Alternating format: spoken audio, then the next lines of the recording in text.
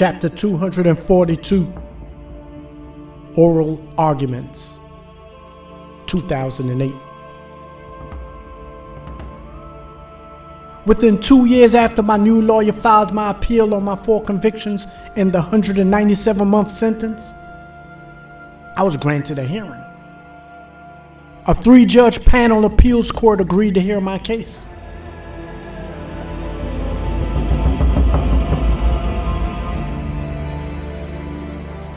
Which usually meant that they saw some constitutional violations in the appeal brief that we filed.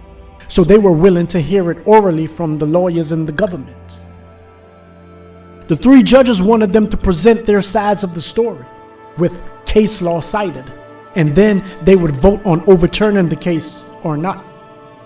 I needed 2 of the 3 to agree that my rights were violated. I needed the majority to rule in my favor. The 4th Circuit wasn't known to grant oral arguments, which meant this was a good sign. The Constitution is the foundation of America, and violations of it is a violation of what America is supposed to stand for: law and order. The Constitution was written to protect every white citizen's rights, but black Americans fought and died to be included, and now here I was being included, along with every other American living in America. Every immigrant that came to America was included and protected by the Constitution, thanks to black Americans. Yet, they come to America and look down on black Americans. If it wasn't for black Americans, Asians, Latinos, Indians, and Arabs wouldn't have any constitutional rights when they came to America.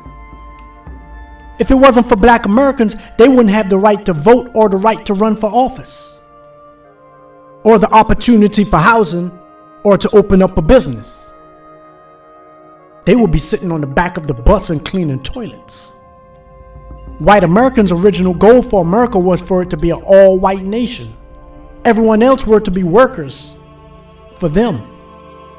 But black Americans didn't allow that. Black Americans are solely responsible for America being a democracy and for the American Constitution to include every American, not just the white ones. We could not go to a lunch counter in so many instances and get a hamburger or a cup of coffee. We could not make use of public accommodations.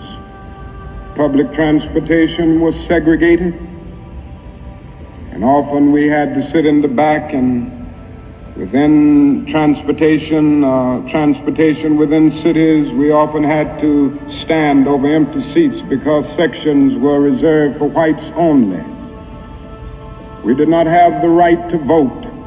Now, certainly they were difficult problems, they were humiliating conditions. And by the thousands, we protested these conditions. We made it clear that it was ultimately more honorable to accept jail cell experiences than to accept segregation and humiliation. With no education, the people take this local foundation and start stealing money because they won't be really educated to why it's the people's thing anyway. You understand what I'm saying? With no education, you have neo-colonialism instead of colonialism, like you got in Africa 9, like you got in Haiti. So what we're talking about is there has to be educational program. That's very important. As a matter of fact, it's so important for us that a person has to go through 6 weeks of our political education before he can consider himself a member of the party, able to even run down ideology for the party. Why? Because if they don't have an education, then they're nowhere. You dig what I'm saying? That if America wants to ease their troubles, as this is the trouble that she is confronted with, it is her slave. I don't care what someone might say or may say about the problem, but the problem of America, it is her slave. But no matter which laws I broke, it wasn't in America's best interest to also break a law to convict me. They had to uphold the Constitution and the laws, because if they decided it was okay for the government to break the law unopposed, then a country of law and order would be destroyed, like it has came close to doing on numerous occasions. If they break their own laws to get me, then they could break their own laws to get you. Lawyers were also there to protect the law, not the individual. If a law was written that says blue Toyotas are illegal except it has to have a red stripe, the lawyer's job is to keep the government in their place. If I'm arrested for having a blue Toyota with a red stripe, a lawyer's job is to show what the government did was illegal. Has nothing to do with me as an individual.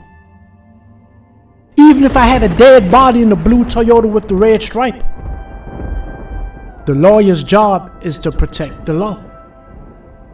The law was bigger than any individual. My lawyers and I prepared our arguments in the appeal brief against my convictions. I wanted to attack the terrorist allegations along with the lack of a search warrant. They wanted to focus just on the lack of a search warrant, which was more important since the terrorist allegations arose from them entering without a warrant in the first place. We went back and forth with different ideas and settled on the search warrant issue. We had volumes upon volumes of case law on our side. The case was argued in Richmond, Virginia at the 4th Circuit Court of Appeals, in front of a 3-judge panel consisting of 3 conservative judges appointed by Reagan and Bush Sr. I was left in Atlanta Penitentiary. I didn't need to be taken there. It was just my lawyer and his assistants. The government's defense of the illegal search and seizure was the same as in trial. They argued that I was the aggressor and I initiated the conflict. But how could I be the aggressor that initiated the conflict if I'm in my home and they came to my home without a warrant? My defense argument was that the officers testified that they demanded that I open the door.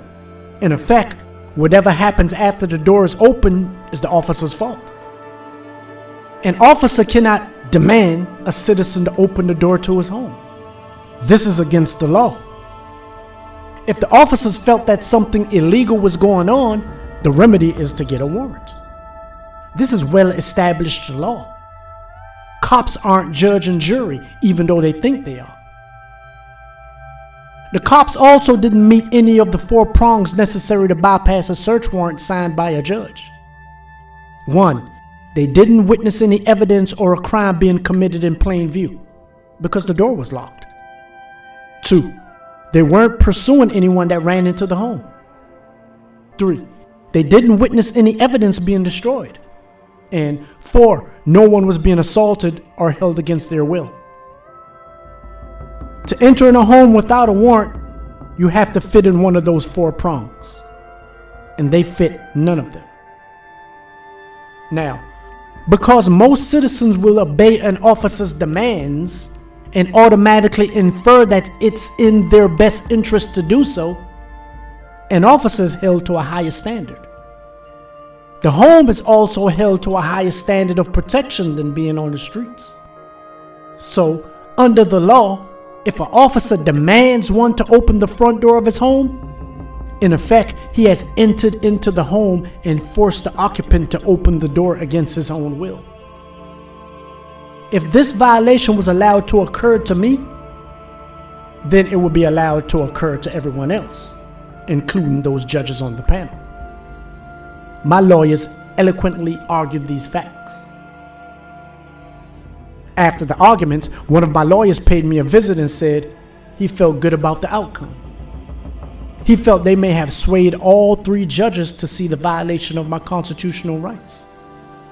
We were in a good position, but as a black man in America, I could never celebrate even if the Constitution was on my side. I understood it wasn't written with me in mind.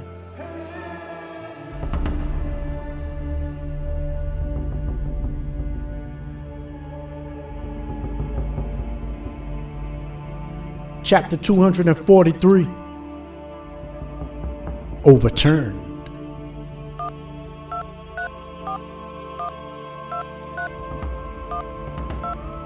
2 months later, I randomly called my father, and he sounded like he was in a really good mood. I didn't think anything of it. As I asked him a random question, he said, "Congratulations."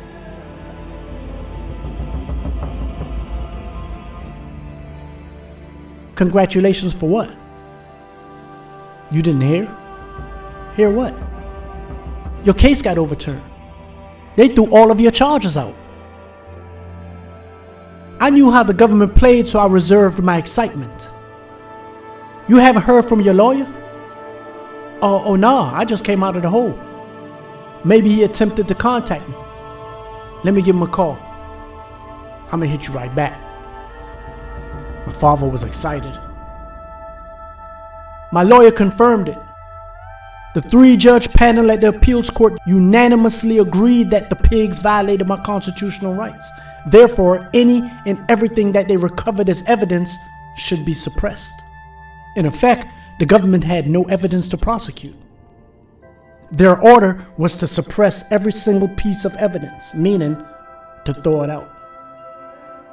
It was called fruit of a poisonous tree. If the tree is poisoned, the fruit that it bears is also poisoned. If the initial cause of arrest is illegal, everything that spans from that arrest is inadmissible. I knew it. The case should have been suppressed in the beginning, but that weak judge allowed it to proceed, and that's why I disrespected him in his courtroom.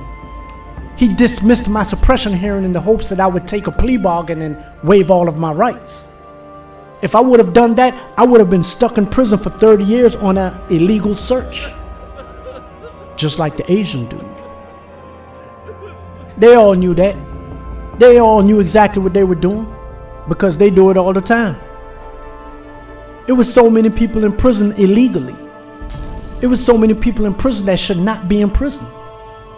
It was so many people in prison only because they couldn't afford a good lawyer, or they didn't buckle down and study the case law for their case. Cops, prosecutors, and false witnesses fabricate testimony and evidence and bury them. Some guys took plea bargains to cases they could have easily won because of the illegal actions of the government. The plea waives their right to any appeals. Then they get over-sentenced, and then they're stuck in prison for life. It was so many innocent people in prison on conspiracy charges that pled guilty to avoid a heftier sentence because the government coerced a false witness and they threw themselves to the mercy of the courts. Or an informant fabricated unsubstantiated claims against them to reduce their own charges or convictions. Though I wasn't innocent, the government wasn't either. I was arrested with guns. Guns are produced in America by American companies, and they are legal. This is a law made by the government. My only violation to having guns is that I'm not allowed to register them because I have a conviction from when I was a teenager. So I was essentially convicted and sentenced to a long prison term for not registering my weapons. Not the weapon itself. That's legal. I was sentenced to a long prison term for not registering the weapons, though I'm not allowed to register one. But why can't I register my weapon? A weapon that the Constitution gives me the right to bear. A weapon that is manufactured and sold all over America. Why? Because I have a felony conviction. But the Constitution has no restrictions on our rights to bear arms. These were old racist laws that actually violated the Constitution. Nowhere in the Constitution does it say that you cannot own a firearm if you have been convicted of a crime. No, the Constitution says that every citizen has a right to bear arms. Every one of them. So why am I in prison for bearing arms? The judge in the state court knew my rights were violated, and that's why he dismissed the case before the feds picked it up. And now a 3-judge panel at an extremely conservative federal court has voted 3-0 that my rights were violated. My case was overturned and remanded, but I still wasn't getting released as of yet. The government was appealing the judge's 3-0 decision.